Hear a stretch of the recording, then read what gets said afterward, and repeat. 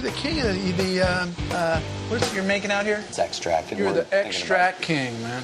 Yeah. All right, you're talking about extract, and I've been drinking a lot of extract right now, so I ain't gonna lie to you. I'm gonna be a little fucked up doing this review. Well, now they do put alcohol in vanilla extract. Oh, he knows. Yeah, believe me. When there was nothing else in the house, I went to the cabinet. Yeah. I don't know how I had it, but it was there. He's gone on a couple vanilla flavoring benders.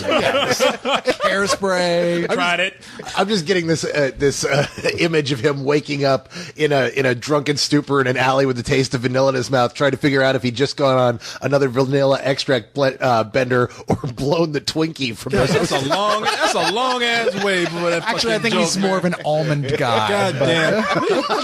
I'm even drunk and I can get this shit more focused. We're talking about the next Mike Judge movie right now. The new Extract. Mike Judge. The new Mike Judge movie, Extract. Which is, of course, the same guy who did Office Space, which is, one of the biggest cult classics of the last decade. And Idiocracy, which is slowly building up a cult fandom. A very on video. underrated film. Very underrated. A movie that the studios didn't, which was 20th Century Fox at the time, did not have enough confidence in, and it's a very smart movie. It's a movie that doesn't actually hold up throughout the whole film, but it's very funny and insightful, and yet they totally buried it like a piece of shit. So at the same time, this is the guy who brought us Beavis and Butthead and King of the Hill. Yeah, yes, exactly. So we're talking about somebody who's very talented. Now, not only is Mike Judge, I admire the guy because he is a writer, director, actor, voice actor, animator, Gigolo. Friend of Leon. Friend of Leon. I mean, we're gonna call you out. He's a friend of yours. Yeah, man. I know. I know. I know you weren't gonna say I knew this was anything. coming. I've met him several times too. I wouldn't consider myself a friend, but I've hung out with the guy several times. He is a nice fucking guy. I mean, really, as celebrities go that you're going to meet, he's like the apex of he that. doesn't get that he's a celebrity. I talked to him about it. I'm like, so, dude, how the groupies going, huh? He's like, nobody even knows who I am. I'm like, liar. Are you serious? He totally doesn't act that way at all. He's come into a bar, worked, and he'd just hang out and talk to whoever. He used to come to Opus all the time. Yeah, with 'Cause Stephen Root sometimes. Yeah. Actor Stephen No Root. kidding. They come in I've and run hang out into and have him lunch myself together. a few times. I met him through Leon. He's real nice, even though he keeps asking me the same fucking question every time I see him. Like Access Television. Like, Hey, man, he is still an important guy who's got a lot of shit going on. I know. Every time he sees me, he's like, "Oh, you do Access Television, right?" And I was like, "Yeah, for the 5th fucking time, man. Yes, I do Access Television. Yes." And so it makes it even that much harder to come out and criticize this movie like we are probably about to do. I am so glad to hear you say it because I didn't talk to any of you guys after it was over, and I was like, man, I hope I'm not the only person who thought this film. I was just barely had a weak. chance to talk to Mike Judge. And at Comic-Con, I was going to meet him at the panel for this, but unfortunately that racist security guard wouldn't let me in to the panel so I could go in there and actually see the goddamn thing. There's no niggas allowed in here. Yeah. I'm sorry, we ain't letting no niggas in here now. But no, I should have pulled an Eddie Murphy.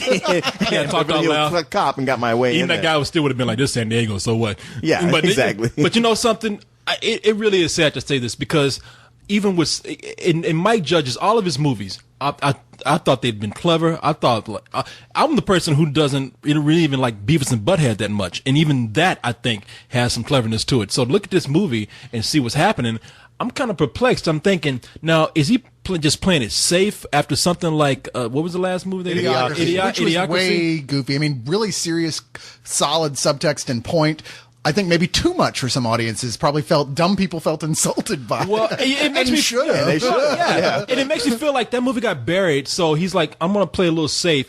And here's the second problem. I'm going to play it safe and try to create another Office Space. Yeah. And with this is a carbon copy, a very pale comparison to Office Space. I have to strongly disagree. I don't think this is a pale carbon copy of Office Space. I don't think he was trying to remake Office Space at all. This felt like an extended King of the Hill episode. Yeah, it did. It I agree. felt like it was him. He had gotten that whole Texas mythological kind of town down on in animation, and he wanted to make a live action story without the characters that he'd been tied down to for a long time, and kind of get that feel of a small town kind of Texas story. Can I tell you why I think it's like Office Space? Go for it. Because wow, what is that actor's name? David Kirshner. David Koechner. David Kirshner. right. He No, it's reminded- Koechner. It's pronounced that way. Okay, he reminded me of Stephen Root in Office Space. So maybe he's doing a combination of something.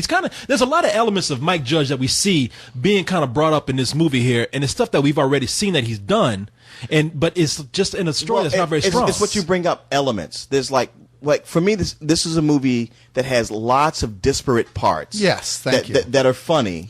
or at least give you chuckles. But don't feel like they go together at all. Yeah, they don't feel like they go together, and they never tie together well at all. They'll take a departure from some of them for so long, you forget they're in there. Like, it starts out with Mila Kunis as kind of a con woman who steals a guitar, and you get that from her. Okay, she's going to go around using her sexuality to con men. And obviously, because she's so early in the movie, she's got to be a big character in the film, right? And she does come in, and she's a pivotal part of the plot point, sort of. But then she disappears for so long that she's not really playing into it that much. Yeah. And then when she comes back, are you Tommy Lee Jones? Well, what the hell? Yeah, exactly. What the biggest difference between Office Space and this is thematically, Office Space is about somebody who's trapped in everyday life, hates it, and this is how he frees himself. And we follow how this character kind of gains his freedom and finds himself. This is the opposite of that. This is about a guy who's kind of achieved everything he had gone for, and then ultimately starts feeling trapped by that and letting his life kind of spiral out of control and watching him dig his own grave. Yeah, and that's what the movie is. But we have Jason Bateman, who plays the owner of an extract factory. Yeah. Extract is like vanilla extract. It's flavoring. Extract is flavoring, and his partner is J.K. Simmons. And even though he's a successful businessman, things just seem to be falling apart around him. We can see it from the beginning with the factory. His workers are infighting, and the factory falls apart. He has to race home before his wife puts on sweatpants just so he can have sex with her. He can't tell his neighbor no, who keeps pestering him about going to a function that he does not want to go to. He has no control in his life until he meets his girl, Mila Kunis, who comes into the factory.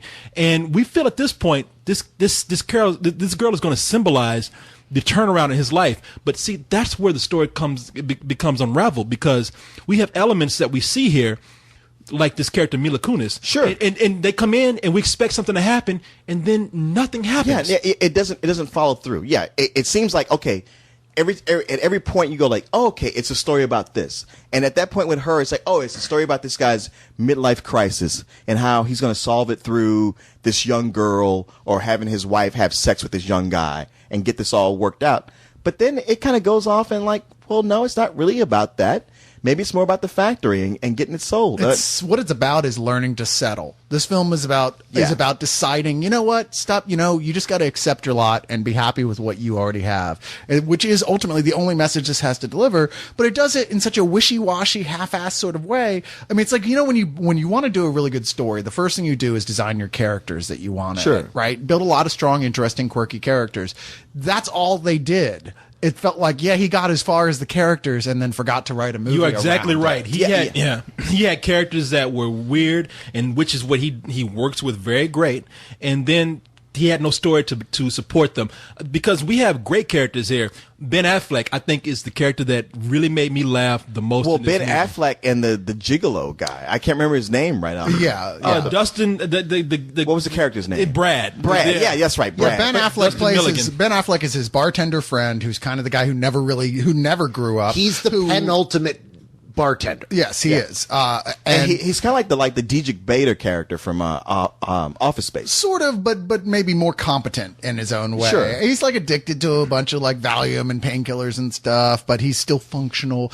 And basically, when Mila Kunis comes into Jason Bateman's life, his friend Ben Affleck sees it and says, dude, if things are that bad, you're hot for this girl, you think your wife is frigid and having sex, maybe you should put her in a situation where you see if she'll cheat on you, and then you get a free get out of jail card for cheating on her. Which is the dumbest plan in the world. Which is a really bad plan. Except that's what's so great about that particular sequence, is because that's this type of character. He thinks it's a good idea, and the only reason Jason Bateman goes with it is because he's on horse tranquilizer. He's on Special K.